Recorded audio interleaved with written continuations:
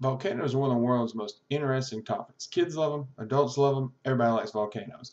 Today, we're going to look at four of the most famous volcanoes in the world. So, put on your safety gear and let's get to work.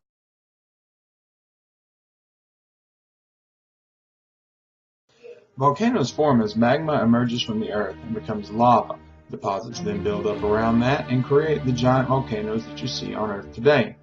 Our first volcano was Mount Vesuvius. Now everyone knows the story of Mount Vesuvius, the famed Roman Empire explosion in 79 AD that trapped its inhabitants in the pyroclastic flow, which is just ash and junk moving at a high rate of speed.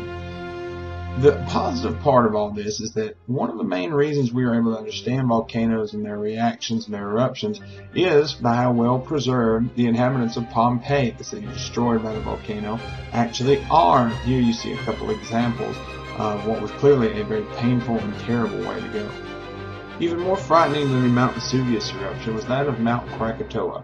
Mount Krakatoa is located in the Indonesian islands. In 1883, it erupted in a tremendous explosion, shooting a huge column of ash and dust into the air. This dust spread throughout the earth and actually ended up blocking out the sun's rays, which lowered the earth's temperatures for a span of time.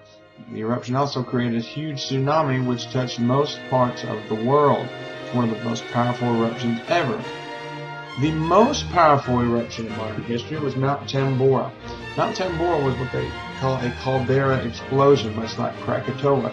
And essentially what this means, the volcano becomes kind of clogged up like a sink and ends up blowing away half the volcano like you see here.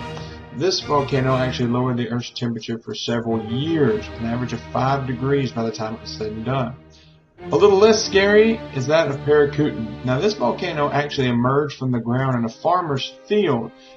It emerged one day, the 1800s, and within a year it was an 1,100-foot high mountain. There you see the picture. It erupted for 7 or 8 years and then went dormant again.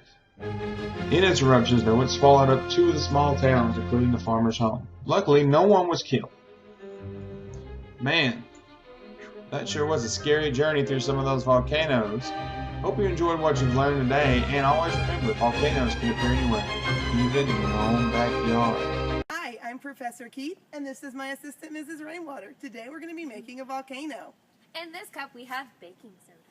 And in this cup we have our vinegar. So we're going to mix them together and we're going to see what happens. Are we ready, Mrs. Rainwater? We are ready! All right, here we go.